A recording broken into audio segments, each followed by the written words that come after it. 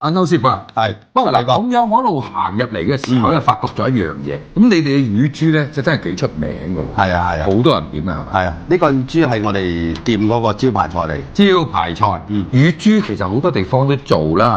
點解會特別攞個呢樣嘢出嚟做招牌菜咧？因為乳豬係番禺10大名菜之一，香味乳豬。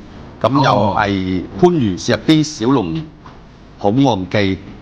口岸記係啦，嗱呢樣嘢就真係大家長知識啦嚇。咁我哋咧就攞到一隻咁靚嘅乳豬話，個豬身好靚喎。係啊，呢隻係廣西嘅喎。廣西土白豬，同埋揀正6斤半到7斤左右。細耳長尾係嘛？嘴要尖，呢種特徵嘅乳豬咧就會個口薄均勻，啱啱好，就唔會肥又唔會瘦，食真係皮脆肉滑爆汁。係啦，咁而且咧就佢個豬騷味咧就基本上冇嘅。係啊，咁我哋咧就劈好晒豬㗎啦。係啊，呢隻豬啦，劈好晒之後就醃製㗎啦喎。咩醃製？啊，醃製嗰個豬鹽。秘製嘅豬鹽，自己調嘅豬鹽同豬醬啦，係啦。嗱，咁你開始醃啦，先由頭開始先，嗰啲由頭辣嗰啲地方要一定要冇漏咗佢。入嚟要撒完鹽，仲要幫佢好似按摩咁，將嗰啲鹽充分將佢入到味，特別呢個位啊，要一定要俾佢入到位。你睇下啲按摩啲手法有幾嫻熟。點解我哋嘅豬好少有好味咧？就係我哋選中新鮮嘅乳豬，好多地方佢可能雪豬係雪豬多啲，我哋就一定要特別番禺人燒乳豬更加會用新鮮乳豬。即係其實點解話嚟到南番順食啲嘢咧就會好食啲咧？好多人都有咁感覺。其實咧原材料係好重要，好緊要原材料。同埋我哋即係由細食到大，全部都食啲好嘢。係啦，全部都食㗎。你俾啲差嘢佢食，佢真係唔制嘅。通常要幾耐到啊？一般都係2個鐘入晒味㗎啦。其實做乳豬真係好麻煩，好多個環節同埋嗰個程序係好多嘅。咁梗係啦，所以食乳豬依家啲人就非常之講究同埋認真，即係對食物嘅一種尊重咧，你自然就會食到好嘢㗎啦。感受啲師傅即係通過咁多個鐘頭準備做好過一個菜俾你食啊！真係係啦，幾多？加咗手好晒品啦，就準備穿啦。咁不如咁啦，係穿豬啲嘢就等啲師傅仔過嚟搞啦。係啦，我哋埋去飲下茶啦。好，燒嘅時候我哋再跟進翻啦。好。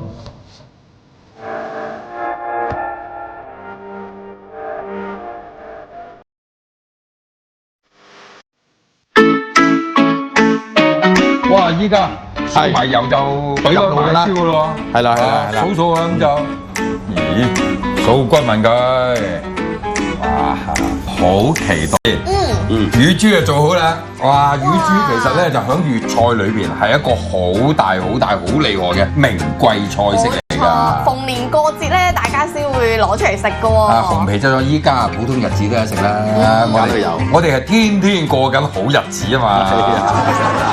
冇理佢咁多啊！哇！我咩都唔點住，我就咁食嘅乳豬先係啦。係啊，你自己嚟啦，我自己食。哎呀！哇！真係咧，嗰啲皮咧係好酥脆嘅，你咬落去咧係嗰種哇嗦一聲啦，非常之脆，跟住啲肉咧又係好香好嫩滑嘅喎。我其實咧出邊有啲乳豬啊，通常食乳豬咧片皮嘅，我覺得燒乾皮嘅啫，你冇麻皮咧就片皮就唔怕，但係乾皮係幾大都係咁樣，連住嚿肉咁連皮帶肉一齊，咁樣就係啲豬肉㗎。而且個豬籠啊，入味入得好均勻。又通常都咁樣嘅，乳豬係最就忌啊！個腩嗰度會偏鹹，跟住咧就然後去到個背脊嗰度咧就偏淡。咁但係依家個味啊真係入得好均勻。點解咧呢一個乳豬咧係一啲冇肥膩嘅感覺嘅咧？因為我哋加一個選材啦，一定要新鮮乳豬啦，揀正6斤半到7斤。第二咧就揀正個嘴尖同埋耳細，同埋我哋燒，我哋打咗嗰個最傳統嗰個熬爐啊，即係廣州灣最傳統嗰個，所以佢燒出嚟更加個皮脆肉滑，脆嘅時間可以保持5-6個鐘仲係脆。我話呢行啊叫做講嘅襟期啊，係啦，個皮好襟期啊真係，有排嘅。喂，欣怡俾個建議嘅。咩啊？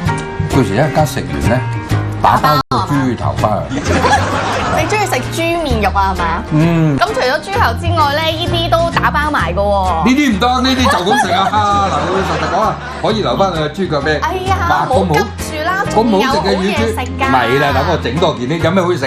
呢度咧，除咗個乳豬出名之外咧，仲有一個係乳鴿喎，係咪啊？烤乳鴿，乳鴿，乳鴿就直頭係呢間店裏邊嘅名菜嚟啦。但係我真係諗唔到咧，即係乳鴿佢可以做出啲咩花款喎？嗱，乳鴿啊，通常都係紅燒㗎，燒炸。咁你呢度會點樣做咧？係，不如我哋去睇睇啦。好好啊，好啊，好啊！